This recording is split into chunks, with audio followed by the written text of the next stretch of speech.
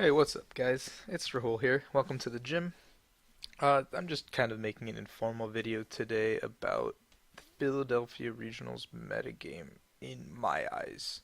So, um, going into a big event like Regionals, you have to be able to metagame the field in order to make your deck choice. And when doing that, a lot of people either you call the meta right or you call it wrong. It's as simple as that, and then your deck choice for the event either becomes really good or really bad. For example, at Orlando Regionals, the Chaos Gym members, myself, Ryan Sablehouse, and Brad Curcio, made the meta call that Mega Mewtwo and Mega Dex would be huge, and there wouldn't be as much Fairy. Um, so we played a deck that countered Mega Dex and ability-based decks, which worked out for us in the end. Um, and Jose Marrero, other people also helped us out. We all played it together, and some of us were more fortunate than others. Now, rewind all the way to, for example, let's say Nationals this past year, when a lot of people assumed that Night March was dead, and the people who came in saying, "I'm going to take the loss to Night March," didn't make it very far in the tournament because Night March dominated and took, I think, like 30 plus spots in day two. So going into a big tournament like Philadelphia, which is coming up, you have to be able to say, where do I take the loss? What matchups do I expect to see? What percentage of the field do I assume this deck is going to be? You don't play for the like 1-2% decks. You don't play for the rogue decks. Which is why even in testing when I'm playing against friends, I always ask them, "Hey, can you not test your like weird rogue creations against me? Because I'm not going to see this in a tournament. I want to play against like meta decks, so I know how to play against them, how to deal with them in a tournament scenario." Now, fast forward, I guess, to Philly. We're gonna look through my eyes. We're about 10 days out, not like a week and a half, not too much. Not too far out, which is terrifying to think about because it's actually so close. And in these 10 days, the meta could shift. The meta will almost certainly shift slightly, and people will be making their final deck decisions. People will be making their tweaks, and you'll see a lot of people flip flopping on decks through the last week. So what does that mean? The meta is going to change drastically. So you should always have 2 to 3 options, unless your deck that you want to play is a super comfort pick and you're very, very confident in it. For example, last year I was super confident with Flareon, Vespa Queen heading into Virginia Regionals, and I didn't care what anybody else played. And so I played what was best for me. For example, Frank Diaz always plays Evatol based variants at expanded tournaments because he's the best, one of the best Evatol players. Uh, so he's confident he can outplay a majority of people. If you have that confidence with a certain deck, I invite you to play that. Um, but if you don't, it's just don't pick up a deck and say, I know how to play this, and go in thinking you know all the matchups and stuff, because you don't. You really just don't. You play a deck that you're comfortable with and one you've tested with. That being said, I've been getting on some tangents, but let's get to Philadelphia. We are in we're looking forward to Philadelphia. From my testing and from what I perceive the meta is going to be like, we have to look at Arizona, which is the last expanded tournament just concluded. Arizona had 3 of the top 8 spots be filled with Greninja. So, are we expecting to see Greninja in Philly? Yes, 100% yes. I think Greninja is going to be one of the most popular, if not the most popular deck at Philadelphia Regionals, coming fresh off of 3 top 8 finishes with all 3 lists posted. People can just pick up that net deck, and Greninja isn't that hard of a deck to play. Um, no discredit to the people who piloted it to a top 8 finish. All 3 are excellent players, but the deck itself can get you into day two just purely based on how the deck runs. You run hot, you make it to day two. Tiger Ninja works. So when you're accounting for what you're going to play against, you should always account for, I'm going to play against Greninja. And you have to tell yourself, am I playing a deck that loses to Greninja? If you are, maybe it's not the best deck for you going into this tournament. Following that, The finalist deck, the other one was a Trevenant deck. Now Trevenant always is a very small percentage of the meta, but Trevenant always has those players that run hot and make it to the second day. Trevenant isn't a deck I'd worry about showing up en masse. Um, in my mind, I put it like seventh or eighth most popular decks, and I would play a deck that loses to Trevenant just because in 9 rounds of play on day one and five more potentially on the second, I don't think you'll see more than like one, maybe two, if anything, Trevenant.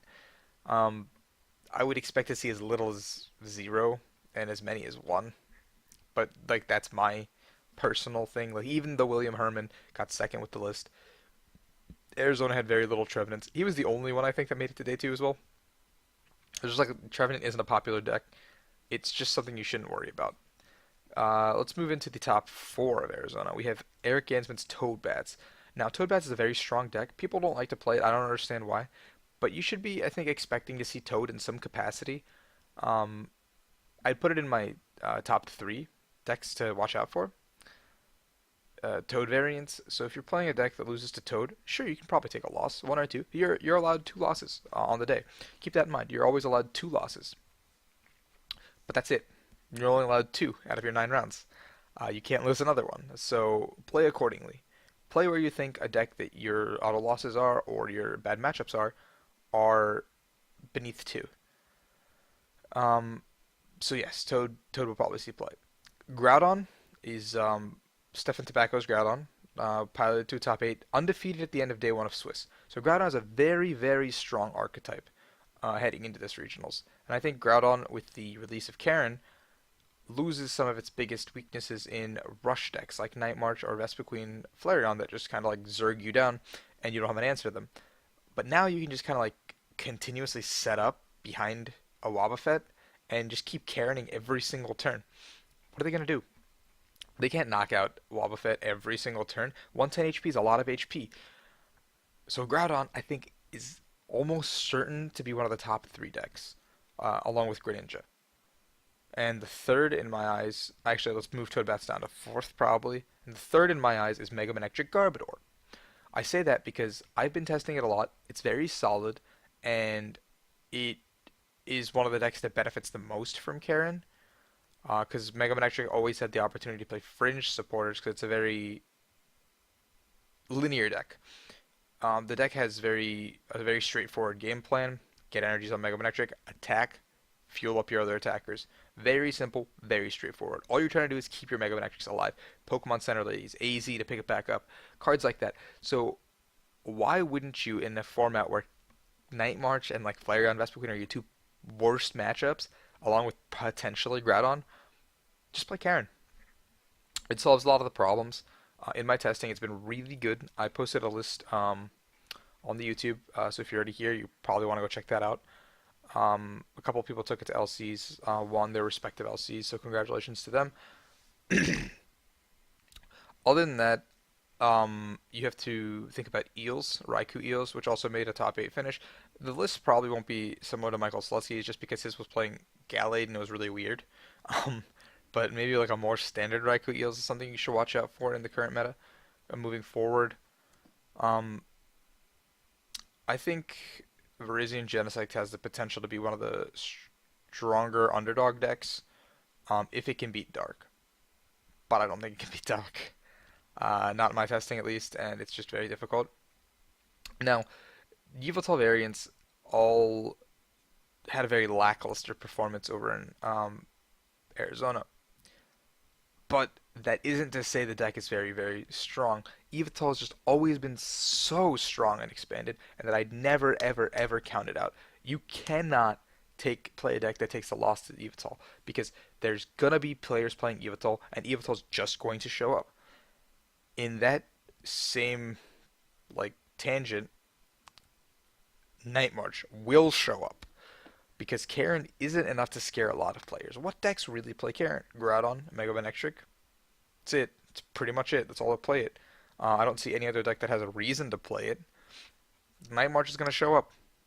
Night March is going to show up because people love Night March, and when they don't know what to play, they play Night March or Yveltal. That's literally their go-to options. So those two decks will always, always, always show up to a tournament.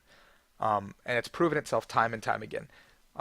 Worlds, Nationals, just any tournament where people don't know what the meta is, people don't know what they're going into, they just play Night March. Even if Karen's legal. Like, I would not be shocked to see a Night March in the top 8. Or, yeah, I wouldn't be shocked to see a Night March in top 8. But I also wouldn't be shocked to see any Night Marches make day 2. You have to hit the right matchups, and you're golden. And I think Night March can afford to take those 2 losses to Karen based decks. And I would honestly, hands down, play Night March. Now, coming to my plays, because I'm sure you guys are all interested to hear what I'm considering going into Philadelphia Regionals. Mega Electric Garbodor is my probably top choice right now. Um, that being said, there's 10 days left. I can make changes to a bunch of decks.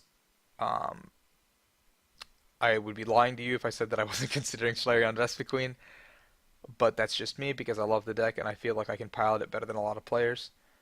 I'm probably like top 5, top 10, if not top 5 players for Flareon Vespiquen. So I put myself like it's a very comfort deck for me. That being said, it's not a good play. I don't think so. That's why I've been testing other decks, namely Mega Man X Garbodor. The list that I posted the other day on the YouTube is the list that I have been testing. So far, I've not made any changes to it. I love it. Um, it's been doing well. So that's what I've been working with recently. And other than those 2 decks, I guess like a backup for me is probably Rainbow Road. Um, just 'cause the deck's explosive, has Night March-esque qualities, and just kind of like does its own thing, and doesn't really like care about too much other than maybe a parallel, but nobody really plays parallel. Mega Ray is also like a really cute sleeper deck to think about, but like Mega Ray just loses to things because it's bad. I don't like Mega Ray personally, ever. So yeah, just I don't like Mega Ray. It's just not a good deck. Other than that, thank you guys for watching. Let me know what your Philadelphia predictions are, your meta predictions, because I'd love to hear it. Because I could be slightly biased on. I'm 100% biased on mine. Sorry, let me correct that statement. I am biased in my predictions because this is my predictions, and my opinion. I am in no way right. I am in no way wrong. When the results come out, I could just be straight up wrong with what's at the tournament. But predicting the meta is a huge part of being a player. So yeah, leave your meta predictions below. Let me know what you guys think is going to be the winning deck, I guess. Um, and thank you guys. Leave a like and be sure to subscribe.